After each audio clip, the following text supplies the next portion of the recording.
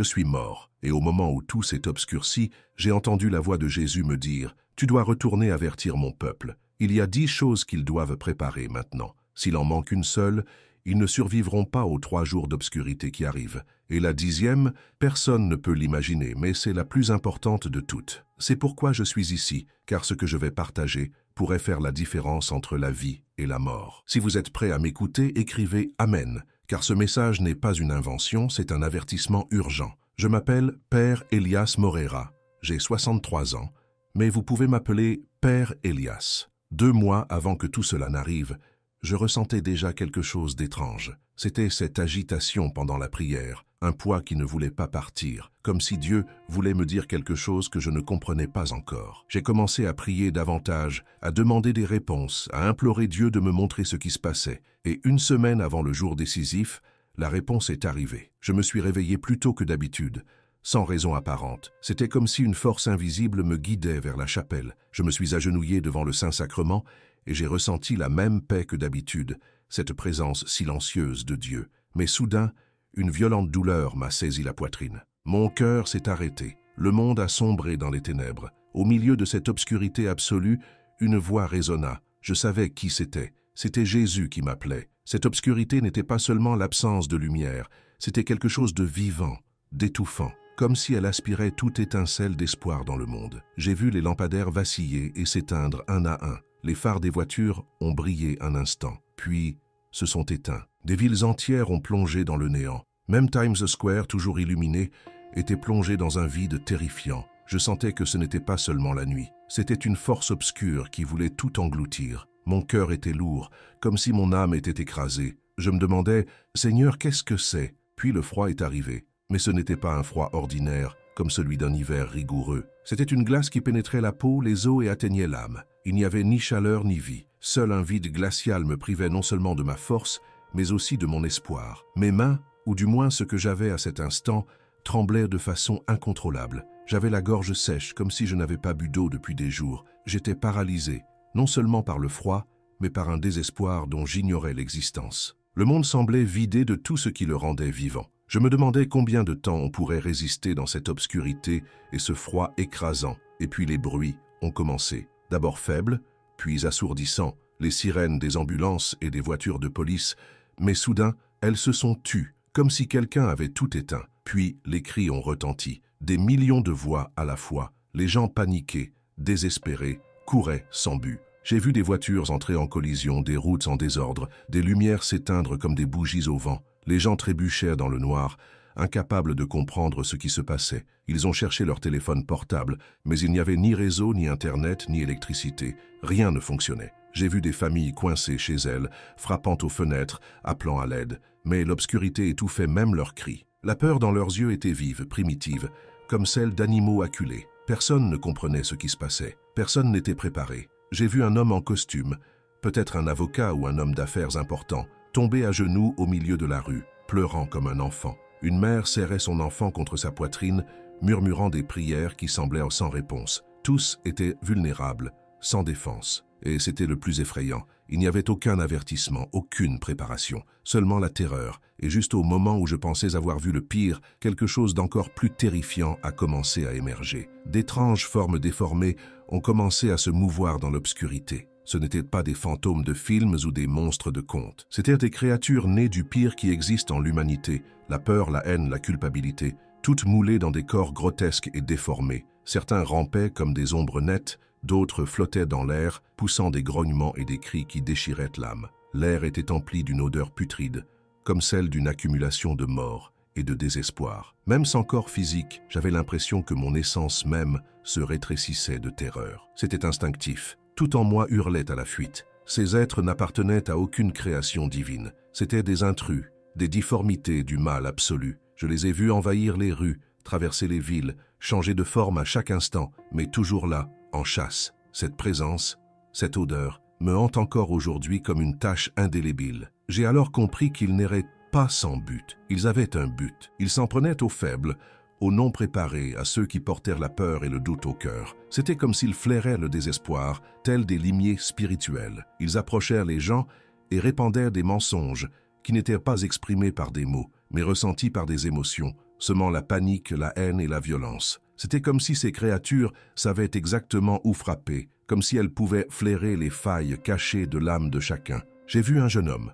peut-être d'une vingtaine d'années, assis seul dans son appartement. Il tremblait de peur, serrant contre lui un téléphone portable qui ne fonctionnait plus. Et ces êtres se nourrissaient de cette peur, l'amplifiaient, jusqu'à ce qu'il hurle désespérément dans le vide. Ils n'étaient pas attirés par la lumière, mais par les ténèbres. Tels des papillons de nuit inversés, ils se ruèrent vers l'obscurité, avec pour mission d'entraîner tout le monde avec eux dans l'abîme d'où ils avaient émergé. J'aurais voulu crier, les avertir, mais je ne pouvais pas. J'étais juste un spectateur, pris au piège, regardant des innocents se faire attaquer sans même comprendre ce qui se passait. Ce qui m'a le plus blessé, c'est de voir que beaucoup de ceux qui ont été enlevés n'ont pas résisté. Il n'y a eu ni lutte ni cri, juste un silence terrifiant. J'ai vu leurs âmes se déchirer en quelques secondes. Il n'y a eu ni sang ni violence physique. C'était pire. C'était la destruction de quelque chose d'éternel, quelque chose qui ne devrait jamais disparaître. Je me souviens d'une femme debout sur le seuil de sa maison, peut-être une mère. Elle resta immobile, une ombre s'approchant d'elle, ses yeux s'écarquillèrent, emplis de désespoir, et en quelques instants, elle disparut. Un homme qui semblait fort, habitué à lutter toute sa vie, s'effondra devant eux comme s'il était fait de papier. Son âme était déchirée. Il n'y avait pas de seconde chance. C'était l'anéantissement total. Mon cœur se brisait à chaque scène. Je me demandais, mon Dieu, n'y a-t-il aucun moyen de les sauver? Personne ne peut s'échapper. Mais le silence était pesant, comme s'il défiait tout espoir de réponse. Et c'est dans cette scène dévastatrice que quelque chose de différent m'est apparu. Une douce lueur au milieu de la nuit étouffante. J'ai vu de petites maisons dispersées dans l'obscurité, mais il y avait de la lumière à l'intérieur. Une lumière qui ne provenait pas seulement de bougies, mais de quelque chose de sacré. Les créatures encerclaient ces lieux, grognant, se tordant, tels des loups affamés face à leur proie, mais elles ne pouvaient pas entrer. Elles semblaient se heurter à une barrière invisible, incapable de la franchir. J'ai même aperçu une simple petite maison à la campagne, dont les fenêtres brillaient comme un phare. Les monstres avançaient, mais étaient repoussés, comme si quelque chose les brûlait. Et puis, j'ai compris. Ce n'était pas le bois de la maison, ni ses murs qui les retenaient. C'était ce qu'il y avait à l'intérieur. Cette lueur n'était pas seulement physique, elle était spirituelle. Je la sentais, comme si elle portait une promesse, une protection. Pour la première fois de toute cette vision, mon cœur s'est senti plus léger. La réponse était là. Il y avait un moyen de résister. J'ai regardé à l'intérieur de ces maisons et j'ai vu quelque chose qui m'a coupé le souffle. Les gens à l'intérieur ne paniquaient pas. Ils avaient peur, mais dans leurs yeux, il y avait la paix. Une foi inébranlable les maintenait debout. Ils étaient agenouillés en prière. Je les entendais réciter à haute voix le passage des Écritures « L'Éternel est mon berger, je ne manquerai de rien ». Le psaume 23 résonnait comme un bouclier invisible. Dans une autre maison, une famille priait le chapelet. Les grains passaient entre leurs doigts, chaque « Je vous salue Marie » devenant un cri silencieux vers le ciel. Et les cierges, des cierges bénis, brûlaient sans s'éteindre, même plongés dans l'obscurité. Ce n'était ni de la cire, ni une mèche. C'était la foi qui brûlait devant Dieu. Cela a fait toute la différence. Leur foi n'était pas que des mots. C'était une force vive, capable de chasser les ténèbres. J'ai vu une femme âgée, les mains tremblantes mais fermes, prier, un chapelet à la main, tout en répandant du sel béni sur les portes et les fenêtres. Chaque grain qui touchait le sol se transformait en étincelles de lumière, et les monstres dehors reculaient comme s'ils étaient en train de brûler. Ils rugissaient, tentant de percer, mais en vain. Et lorsque le peuple proclamait la parole, c'était comme un feu qui se répandait dans l'air. J'entendais Isaïe dire « Voici que les ténèbres couvriront la terre, mais le Seigneur vous éclairera. » Et Jean répétait « Je suis la lumière du monde. » C'est à ce moment-là que j'ai compris. Ce n'étaient pas seulement des objets comme du sel ou des bougies. C'était une foi vivante, exprimée dans la prière, qui construisait des murs invisibles contre les ténèbres. C'est alors que j'ai compris. Ce n'étaient pas les objets eux-mêmes qui dressaient la barrière contre les ténèbres, mais la foi qui les sous-tendait. C'était cette confiance en Dieu qui érigeait des murs invisibles et empêchait le mal de percer. Je me suis dit,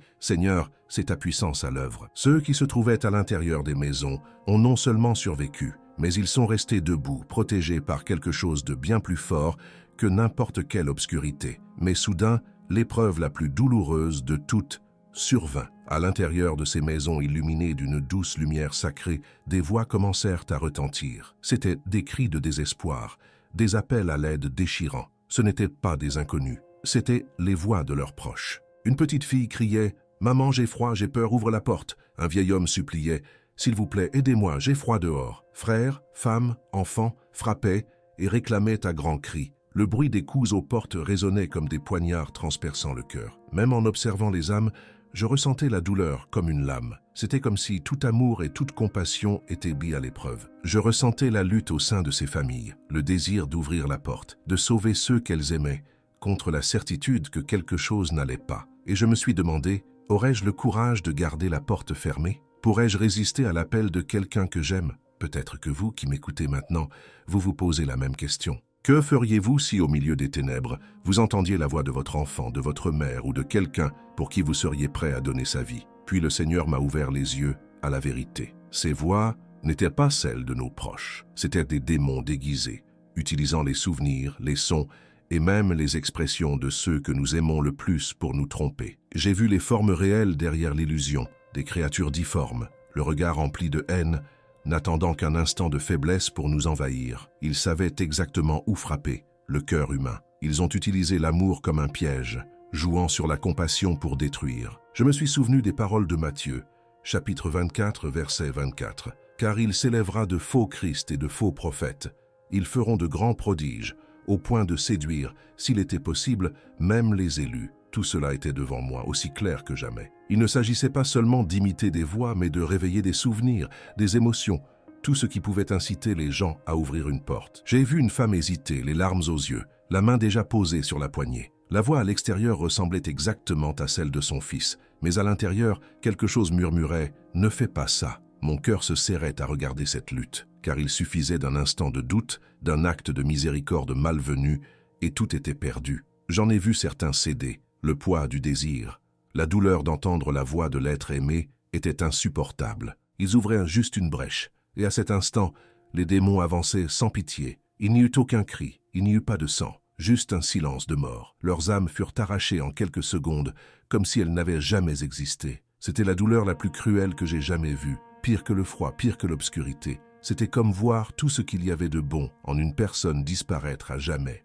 Et puis j'ai entendu la voix du Seigneur ferme et pressante. « Si vous n'obéissez pas, vous perdrez vos âmes pour toujours. » Ces paroles m'ont frappé comme un coup de poing. Je me suis souvenu de ce qui est écrit dans 1 Pierre, chapitre 5, verset 8. « Soyez sobres, veillez, car votre ennemi, le diable, rôde comme un lion rugissant, cherchant qui dévorer. » Ces créatures n'attaquaient pas au hasard. Elles attendaient patiemment, cherchant des ouvertures, utilisant même l'amour humain comme arme de destruction. Et je me suis dit, « Seigneur, comment résister à ça? Comment tenir bon quand la voix qui frappe à la porte ressemble à celle de quelqu'un pour qui tu donnerais ta vie? » La réponse était là, mais c'était dur, très dur. Quand la vision prit fin, je tremblais, bouleversé jusqu'au plus profond de moi-même. Les scènes, les cris, les déceptions, tout était gravé en moi. Mais alors, je sentis la main de Jésus toucher mon esprit. C'était comme une vague de chaleur qui chassait la peur. Il ne m'a pas laissé seul dans cette terreur. Ses yeux, pleins d'amour, se sont fixés sur les miens. Puis il a commencé à parler. Il a révélé 10 choses,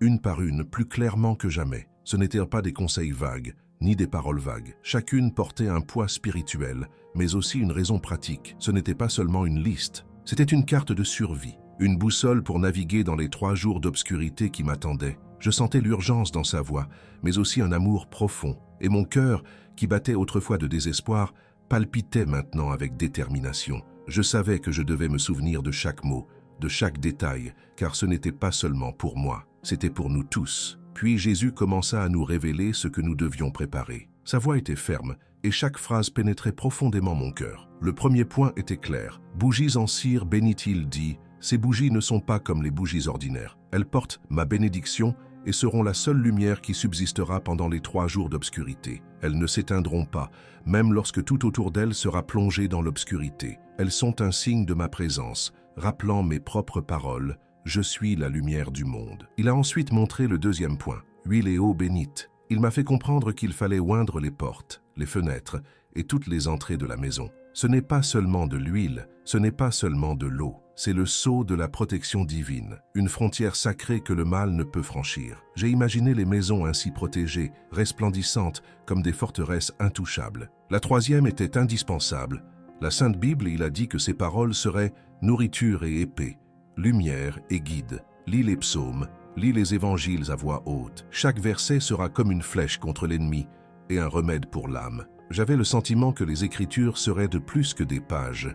Elles seraient une boussole, une nourriture et un abri. La pièce était simple mais nécessaire, pain sec ou craquelin et eau propre. Jésus a dit qu'il nous soutiendrait de manière surnaturelle, mais nous devrions quand même préparer quelque chose de simple, non pas pour les festins, mais pour garder notre corps fort face au froid et à la peur. Comme la manne dans le désert, ces petits aliments nous rappelleraient qu'il n'abandonne pas les siens. Le cinquième était un crucifix ou une image de la Vierge Marie. Il expliqua « La croix est le signe de ma victoire sur la mort. Ma mère est votre refuge et votre intercesseur. Leur présence dans votre foyer sera comme un étendard de foi, vous rappelant que vous n'êtes pas seul. Regardez la croix où Marie, dans cette obscurité, serait comme ancrer votre âme à quelque chose de solide. Le sixième était le chapelet. Il a dit « Chaque grain est un cri qui monte au ciel. Chaque je vous salue, Marie, est un mur invisible construit autour de vous. » J'ai compris que le chapelet n'était pas seulement une répétition de mots, mais un bouclier construit prière après prière. Puis vint le septième, une lampe de poche ordinaire, mais il a été clair. Ne vous fiez pas à elle pour dissiper les ténèbres. Elle ne servira qu'à des fins pratiques au sein du foyer. La véritable lumière viendra des bougies bénies. Cela a résonné en moi, car cela a mis en évidence la différence entre l'utilité humaine et la puissance divine. Le huitième était manteau et couverture. Jésus a dit « Le froid sera intense, non seulement à l'extérieur, mais aussi dans le cœur. Le corps a besoin de chaleur pour que l'âme ne se décourage pas. Protégez-vous physiquement pour conserver votre force spirituelle. » Ou n'était-ce pas Oussel Benihil m'expliqua qu'il faudrait l'étaler autour des portes et des fenêtres. Ce serait comme une barrière invisible, une ligne que l'obscurité ne pourrait franchir. Je pouvais presque voir la lumière émerger de chaque grain, tel un mur silencieux contre le mal. Et finalement, il m'a regardé dans les yeux et a dit la dixième chose, la plus importante, la vraie foi et le repentir sincère. Ces paroles résonnent encore aujourd'hui. S'il n'y a pas de foi en moi, rien de tout cela n'aura d'importance. S'il n'y a pas de repentir, vous ne m'appartenez pas. C'est là le véritable bouclier, l'armure de l'âme. À ce moment-là, j'ai tout compris. Il ne s'agissait pas seulement d'objets, mais de cœur. Les bougies, le sel, l'eau, le chapelet, tout cela était important. Mais sans une foi vivante et une véritable conversion, rien ne fonctionnerait. J'ai vu des personnes avec moins de ressources, mais possédant une foi sincère, être protégées, et d'autres, bien préparées, mais sans repentir, sombrer dans les ténèbres. Le Seigneur m'a montré quelque chose qui a tout changé en moi. Ce qui compte, ce n'est pas ce que l'on a, mais qui l'on est devant lui. On ne peut pas acheter la foi, ni simuler une véritable repentance. Il suffit de soi, à genoux, épanchant son cœur et faisant entièrement confiance à Dieu. C'est l'armure qui résiste aux ténèbres. C'est la lumière qui ne s'éteint jamais. Je l'ai ressenti là, en sa présence. Amour, miséricorde, mais aussi un appel urgent à être prêt, à être honnête. C'était comme si Jésus me disait « Élie, creuse profondément, trouve la foi, repens-toi sincèrement, car c'est ce qui te soutiendra. » Puis sa voix devint plus grave, plus intense que je ne l'avais jamais entendue. Elle était chargée d'autorité et d'urgence, et tout mon être tremblait. Il dit « Mon fils, souviens-toi et dis à tous, n'ouvre la porte à personne. Peu importe qui tu entends supplier, peu importe le visage familier qui semble t'appeler. Ce ne sont pas eux, c'est le trompeur. C'est le mal qui essaie d'entraîner vos âmes vers la damnation éternelle. » Dans le regard de Jésus, il y avait de la tristesse, mais aussi de la fermeté. Comme un père suppliant son fils de comprendre le danger. « Si vous désobéissez, vous perdrez vos âmes à jamais, dit-il. » Ces mots s'enfoncèrent en moi comme des lames, profondes, impossibles à oublier. J'avais vu ce qui arrivait quand quelqu'un cédait, le silence de mort, la destruction, l'âme arrachée. C'était pire que la mort. Les fausses voix, les visages familiers, tout cela était un piège cruel. Je ressentais le poids de cet avertissement. Nous devions obéir, quoi qu'il arrive. Et ce n'était pas seulement pour moi, c'était pour nous tous, pour vous qui m'écoutez maintenant. Je me sentais écrasé par le poids de la mission, comme si mon âme était trop petite pour porter tant de choses. Je suis tombé à genoux devant lui, suppliant « Seigneur, je ne suis pas assez forte. Qui me croira? Ils riront, me traiteront de folle, m'enfermeront dans un hôpital psychiatrique. S'il te plaît, laisse-moi rester ici. Cette lumière, cette paix, c'est tout ce que j'ai toujours cherché. J'avais passé des décennies à prêcher le paradis, mais maintenant j'y étais, et je ne voulais pas y retourner. La peur de retourner dans un monde qui se moquerait de moi me terrifiait. Je me disais, je ne suis qu'un vieux prêtre de campagne. Je ne peux pas faire ça. Mon cœur tremblait, partagé entre la sécurité de la lumière et le poids de l'impossible mission. Mais Jésus ne demandait pas, il commandait. Ses yeux pleins d'amour mais aussi de fermeté me fixaient. Il dit, « Élie, je sais que le fardeau est lourd, mais tu dois retourner avertir mon peuple. Peu croiront, mais certains écouteront. et grâce à ton obéissance, ils seront sauvés. Tu ne seras pas seul, je serai avec toi. » Ces paroles étaient celles d'un père envoyant son fils dans la tempête, tout en lui promettant de le protéger. C'est arrivé. J'ai senti une force immense me tirer en arrière. La douleur d'être séparé de cette lumière était indescriptible, comme si mon âme se déchirait. Je voulais m'accrocher à Jésus, je voulais rester mais je n'avais pas le choix. Telle était ma mission. Tandis qu'on me tirait vers l'arrière, j'ai entendu sa voix résonner en moi. « Je suis avec toi ». Cette phrase m'a donné la force d'accepter. Je savais que ce serait difficile, mais je n'étais pas seul. Soudain, c'était comme si j'avais été renvoyé dans mon corps. Une douleur lancinante m'envahissait. Les lumières de l'hôpital étaient trop vives. Les bruits des machines résonnaient autour de moi. J'avais du mal à ouvrir les yeux. Des tubes et des fils étaient coincés en moi. Ma gorge était sèche, comme si j'avais avalé du sable. J'entendis la voix d'un médecin crier, presque incrédule. « Il est revenu. Il était mort depuis 4 minutes. » Les infirmières s'agitèrent, certaines en larmes, d'autres souriant, toutes stupéfaites. J'essayais de parler, mais seul un faible murmure sortit. Mon esprit tourbillonnait, mais les images restaient nettes. Jésus, les ténèbres, les créatures, tout brûlait encore en moi, comme si cela venait de se produire. J'ai essayé de parler des ténèbres, de Jésus, mais seul un son rauque est sorti de ma bouche. Les infirmières se sont regardées, comme si elles me croyaient en plein délire, peut-être perturbées par la crise cardiaque. J'avais envie de saisir ces gens, de les secouer, de leur dire que ce n'était pas un rêve, que tout ce que j'avais vécu était réel. Mes mains tremblaient en tenant le drap, et mon cœur battait la chamade. Non pas à cause des machines, mais sous le poids de la mission que je portais. J'étais de retour, mais je n'étais plus le même. Après tout ça, comment était-ce possible? La nouvelle se répandit rapidement. Toute la paroisse était en émoi. Des gens arrivèrent à l'hôpital, des enfants du catéchisme, des femmes avec des fleurs, même le vieux monsieur. Anselmo, qui ne manquait jamais la messe du dimanche, apparut les larmes aux yeux. Tout le monde me traita de miraculé, me serra dans ses bras et me dit « Père Élie, vous êtes revenu d'entre les morts. » Mais alors que je commençais à raconter ce que j'avais vu, les 3 jours d'obscurité, l'avertissement de Jésus, la joie sur leur visage céda la place à l'inquiétude. J'ai vu des regards soupçonneux, entendu des murmures. Pauvre prêtre, la crise lui a fait perdre la tête. Même l'évêque, lorsqu'il est venu me rendre visite, m'a serré la main affectueusement et m'a dit « Repose-toi, Élie, prie, Dieu s'occupe de tout. » Ces paroles étaient douces, mais je savais qu'il ne me croyait pas. Ça m'a fait mal. Ils étaient mon peuple, ma famille, mais ils ne voulaient pas m'écouter. Et pourtant, en moi, la voix de Jésus résonnait. « Parle, peu croiront, mais tu dois avertir. » Je me sentais seul, entouré de visages familiers, mais incomprises. Et je me suis demandé comment pouvais-je partager quelque chose d'aussi terrible, d'aussi incroyable, que parfois même j'en doutais un instant. Mais ce n'était pas une invention. Je le voyais,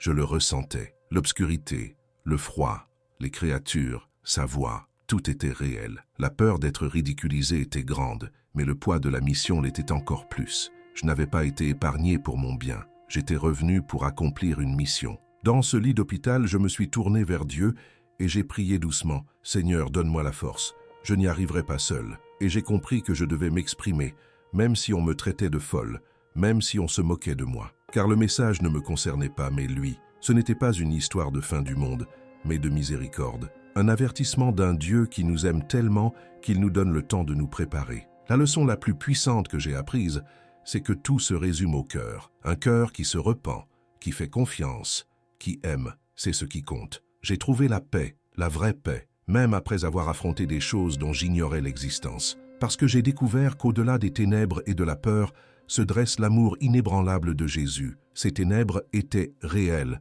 les monstres étaient réels, mais sa miséricorde l'est encore plus. C'est comme une corde lancée dans la tempête disant « Tiens bon, je suis là ». Et ne croyez pas qu'il faille être parfait pour se rapprocher de Dieu. Il suffit de faire le premier pas. Ouvrez la Bible, dites une prière, murmurez du fond du cœur « Seigneur, montre-moi le chemin ». Il vous entendra, j'en suis sûr. Jésus a dit « Veillez et priez, car vous ne savez pas l'heure ». Non pas comme une menace, mais comme un rappel affectueux que nous devons vivre prêts et déterminés. Si mon histoire vous a touché, si elle vous a fait réfléchir davantage à la foi et à la vie, je vous invite à me rejoindre. Ici, dans cet espace, nous continuerons à partager des témoignages, des expériences et des messages qui peuvent transformer des vies. Cliquez sur « S'abonner » et rejoignez-nous dans cette quête de vérité et de préparation à l'avenir. Et me voici, Père Élie, un vieux prêtre, agenouillé devant mon Sauveur. Il connaît mes faiblesses, mes doutes, mes peurs, Mais il connaît aussi l'amour sincère que je lui porte. J'ai vu sa lumière,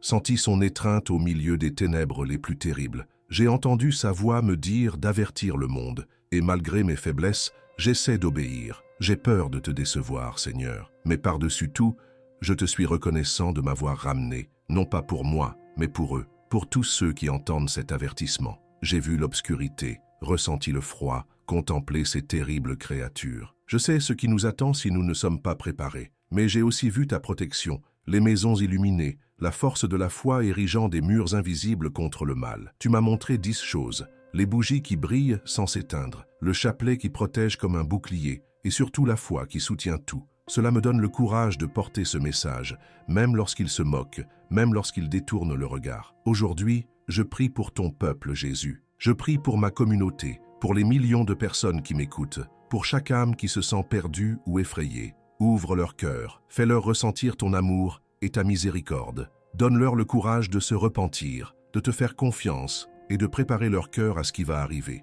Protège-les de ta lumière, couvre-les de ta grâce, comme tu l'as fait pour ces maisons de la vision. Et pour ceux qui doutent, comme j'ai moi-même douté autrefois, montrez au moins un petit rayon de votre vérité, suffisant pour qu'ils fassent le premier pas vers vous. Seigneur, reste avec moi. Tu as promis de ne pas m'abandonner, et je m'accroche à cette promesse. Guide mes paroles, mes pas et mon cœur. Que la voix de ce vieux prêtre soit en quelque sorte la tienne. Que mon histoire éveille non pas la peur, mais l'espoir. J'ai confiance en toi, Jésus. Je t'aime. Je te confie chacun de ceux qui entendent ces paroles. Garde-nous entre tes mains, maintenant et pour toujours. Amen.